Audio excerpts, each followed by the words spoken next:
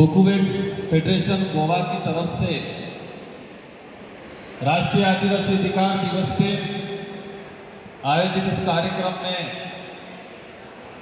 भारत देश के मूल बीज आदुआद के धनी,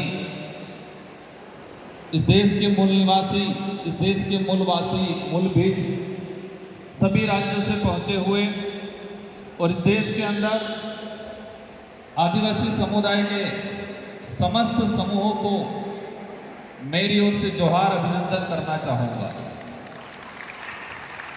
इस कार्यक्रम को आयोजित करने के लिए दिन रात मेहनत करने वाले स्थानीय आयोजक साथी गोवा के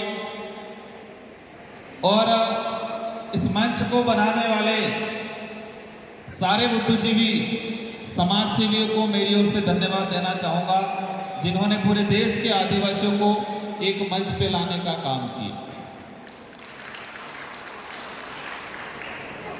आज देश में आदिवासी समाज की क्या स्थिति है, क्या समस्या आ रही है, कहाँ कहाँ अत्याचार शोषण हो रहा है और आदिवासी समाज के जो संवैधानिक अधिकार हैं उनको लेके विभिन्न वक्ताओं ने अपनी बात रखी।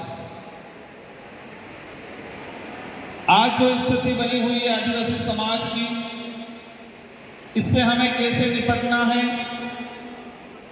और ये देश का मूल बीज है,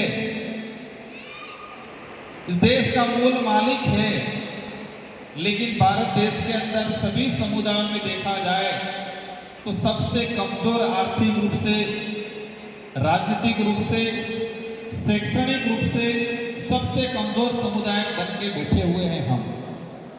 ये सच्चाई है, इस सच्चाई को हमें स्वीकार करना पड़ेगा। इस देश के अंदर अनेक आदिवासी संगठन बने हुए हैं। पूरे देश के अंदर 2011 की जनगणना के हिसाब से कहे कि 12-13 करोड़ के आसपास आदिवासी समुदाय परिवार है, संख्या है।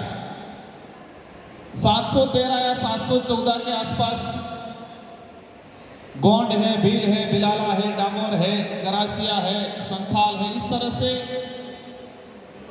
713-14 के आसपास समूह है। और संख्या बताई मैंने 12 से 13 करोड़ 2011 की जनगणना के हिसाब से।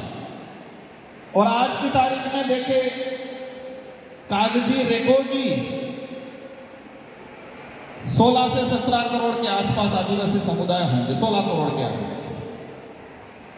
और कई आदिवासी समुदाय हैं जो अनेक धर्मों में जाने के कारण या अपनी मूल संस्कृति को भूलने के कारण या अपना इतिहास भूलने के कारण ओबीसी में भी है, सामान्य में भी है, एससी में भी है। धर्म की बात करें, आदिवासी हिंदू भी है, ईसाई भी है, मुस्लिम भी है, सिख भी है, पारसी भी है, जैन भी बन गया। और इतनी जनसंख्या है, इन आदिवासी समाज के उद्धार के लिए, अधिकार के लिए, शोषण के खिलाफ लड़ने के लिए ना करते 7-8 हजार संगठन बने हुए होंगे पूरे देश के अंदर। हर राज्य में 100-200 संगठन आदिवासी समाज के मिल जाएंगे। और आज जो समस्या है उस समस्या बढ़ती ही जा रही है, न कि समाधान हो रहा है। विस्थापन बढ़ता ही जा रहा है, शोषण अत्याचार बढ़ता ही जा रहा है। हम ये बात अलग है कि कुछ अधिकारी या कुछ कर्मचारी या कुछ हमारे जैसे नेता बन गए, लेकिन अधिकतम जो संख्या है वो पिछड़ती ही जा रही है। हर मंच पे, हर जगह आदिवासी समाज के अधिकारों को लेके, इतिहास को लेके, संस्कृति को लेके, उसके संरक्षण और उसको प्राप्त करने को लेके हम लोग लड़ते रहते हैं। लड़ना चाहिए, प्रयास भी सब कर रहे हैं हम, लेकिन एक सवाल है, हमें रिजल्ट कितना % मिल रहा है, परिणाम कितना % मिल रहा है।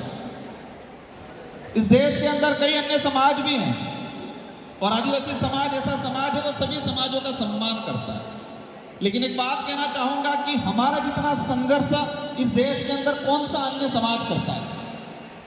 कुछ भी बात होती है, एक छोटा सा आंदोलन हो जाता है, 2-3 घंटे के लिए और उनकी समस्या मीडिया उठा लेती है, सरकार उठा लेती है, समाधान हो जाता है। और हमारे भाई तो 3-3 साल तक संघर्ष करते हैं, आंदोलन करते हैं, लेकिन रिजल्ट नहीं मिलता। मैं जहां तक समझता हूं, हो सकता है वो कितना सही है कितना गलत है, लेकिन आदिवासी समुदाय अगर प्रताड़ित है, आदिवासी समुदाय विस्थापित हो रहा है, आदिवासी समुदाय पे अत्याचार, शोषण, भेदभाव हो रहा है, आदिवासी समुदाय के लिए संविधान के अंदर जो अधिकार है अगर वो नहीं मिल रहे हैं, उसका जिम्मेदार हम स्वयं हैं। हम स्वयं हैं।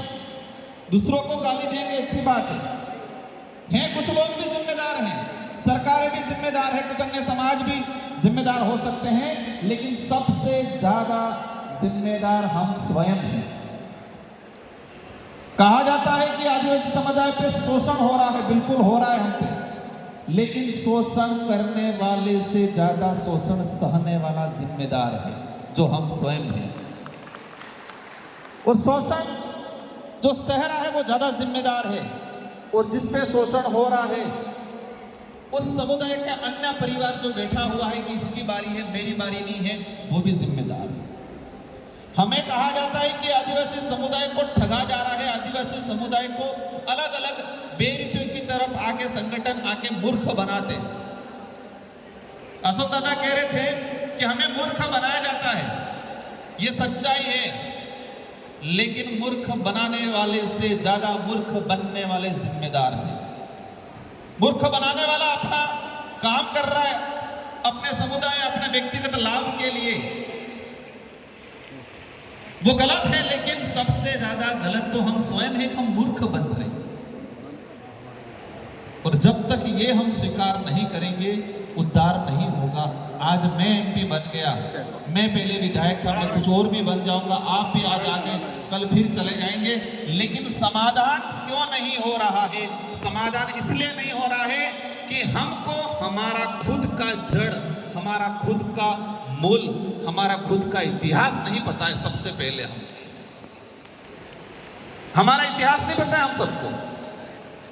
और इसका ताजा उदाहरण है, कई साथी कहते हैं हम एसटी हैं लेकिन आदिवासी नहीं है, कई कहते हैं हम तो भील हैं, लेकिन आदिवासी के पदाधिकारी को आदिवासी समुदाय का ज्यादा तो नहीं 500 साल का इतिहास ही जानना जरूरी है। कम से कम 500 साल पहले हमारे मूल, हमारा जड़ क्या था। और जब तक आप इतिहास को नहीं जानोगे, खुद को नहीं पहचान पाओगे, और खुद को नहीं पहचान पाओगे, आत्मविश्वास नहीं जगेगा, और आत्मविश्वास नहीं जगेगा तो आप लड़ नहीं पाओगे। नहीं पता है हम सबको। हमें 7-7, 8-8 हजार साल पुरानी काल्पनिक बात पता है। महाभारत में युद्ध हो रहा था, टायर निकल गया, किसने अंगुली डाल दी उस टायर में ताकि टायर चलता रहे, सबको पता है। पता है कि नहीं पता है? रावण सीता जी को उठा के लेके कौन सी वाटिका में रखा? अशोक वाटिका में रखा, सबको पता है। मैं कोई कटाक्ष नहीं कर रहा हूं, लेकिन